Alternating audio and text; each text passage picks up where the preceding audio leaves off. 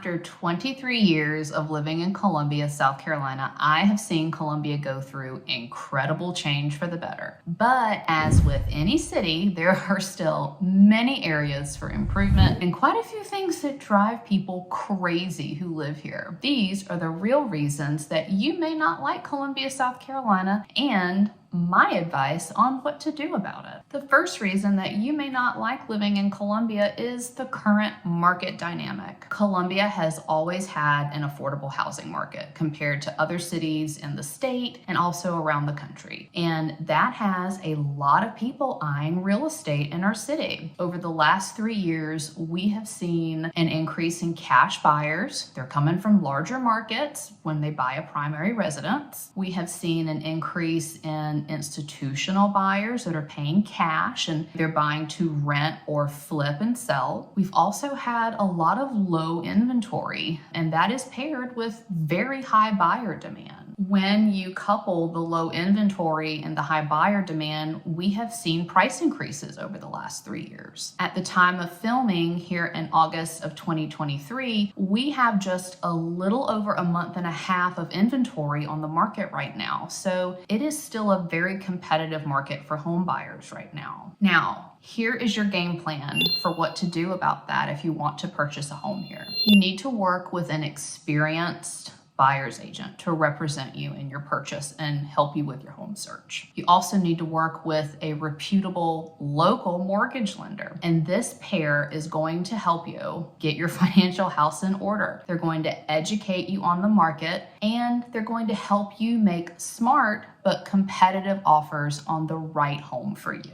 The second reason that you may not like living in Columbia, South Carolina are the limited transportation options. We are very limited in the public transportation that we offer, like many, if not most cities across the United States. We do have a city bus system. It is not a very far-reaching or very well-staffed, well-manned network, but it does exist. Columbia is also not viewed as being a very walkable city. So if public transportation is not an option or not convenient, you are going to need a car here. There are truly very few areas in Columbia that are going to allow you to live there and be able to actually walk to places of interest and things to do. Those neighborhoods that are walkable to activities, restaurants, grocery stores, shops, businesses, parks, any kind of activity, they're really limited and they're concentrated to the downtown Columbia area. Columbia is also not viewed as a very bike-friendly city. I know that some of our current city council members, have advocated for making Columbia more bike-friendly. I don't believe we've seen really any improvement on that yet, but there is still hope for us, so maybe we'll see some improvement in the future. So how do we fix this if you're moving to Columbia? First, you want to know where you're going to be working. And you want to identify where you're probably going to spend most of your free and your social time. And you need to select your home accordingly. Make sure you're picking a location that gives you a reasonable commute to work every day and also doesn't keep you too far away from points of interest and things that you know you're going to want to do when you're not working. You also want to know what neighborhoods in your price range are truly walkable to things and do your best to focus your home search there. The third reason you may not like living in Columbia are the trains. Columbia's secret to always being 10 minutes late. It's a weekday morning and I just want to enjoy a delicious cup of coffee because let's be real, I'm a mom, I need this caffeine. But if I do that, I am guaranteed to run into this on my way to my appointments.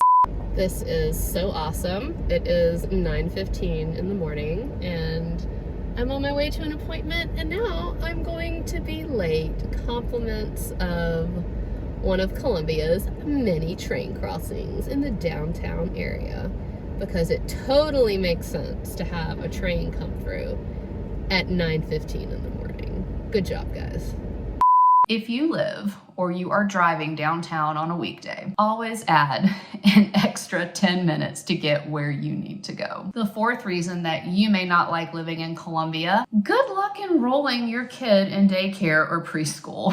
Getting on the list for a reputable daycare and preschool has always been a challenge here in Columbia, and that was heightened by the COVID pandemic. It is common to need to register your child in February or March for an August or September start date, and oftentimes the most sought after programs have very long wait lists, and they're going to give first choice to families with children who are already in the program and existing wait listers before they open it up to the public for open enrollment. So how do we fix this? How do we work around this? You want to know where you're working and where you want to live ahead of time so that you can research and vet your options as soon as possible. And you also need to plan to register your child around February or March for the upcoming August and September school year. I'll also encourage you to join some local Facebook groups for nannies and sitters, and be prepared to pay more for in-home care. We're very fortunate here to have a lot of USC students in nursing and early childhood education and development, and they want to nanny part-time or sometimes a little more full-time, and they might be a really great fit for you and your family. The fifth reason that you may not enjoy living in Columbia, South Carolina is that there is not as much variety as you think there is. Columbia is lacking in a lot of what's just considered to be popular chain stores and restaurants that you would think you would see here. We don't have a PF Chang's. We don't have a Cheesecake Factory. There is not an Apple store. You're gonna have to go to Charlotte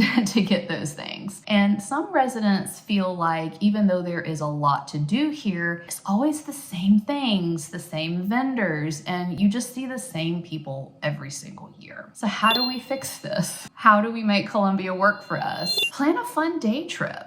Go to Charlotte, go shopping at South Park Mall. Be open to doing a quick day trip or weekend getaway to other nearby cities like Asheville or Charleston, maybe Atlanta or even Greenville. There are a lot of things to do here in Columbia, and Columbia's location also makes it really easy for you to break the monotony if you need to get out of town, do something different, and go somewhere you've never been before. The sixth reason that you might not like living in Columbia, South Carolina is that there are not as many job opportunities for growth. Job growth opportunity is something that many of my own clients, my family, and even friends have complained about for years. Columbia can be a great place for college grads and young professionals to live affordably and start their first job, but as you move up through your career, there are fewer opportunities for job growth and therefore salary increase the further along in your career that you are. Once you start hitting certain management levels and even more so on an executive level, there are even fewer opportunities. And because of that, what we see is that higher level positions, people tend to hold on to those longer. They stay longer in those positions, and there are a lot more lateral moves for people professionally.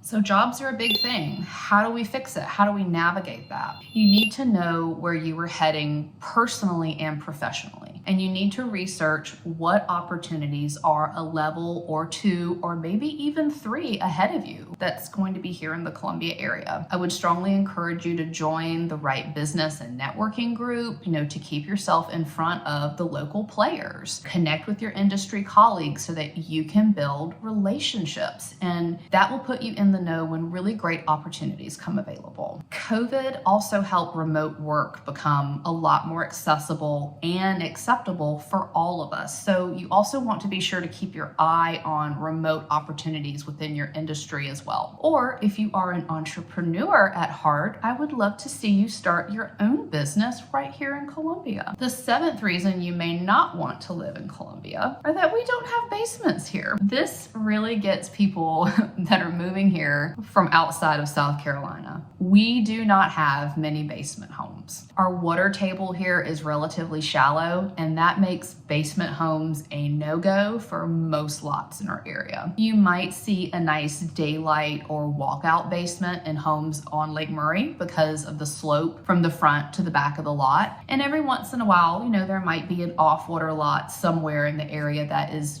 just set up perfect for it because of the topography. But be prepared that that is very rare. So what do we do about it? How do we fix it? You need to plan accordingly for your square footage needs in your home search.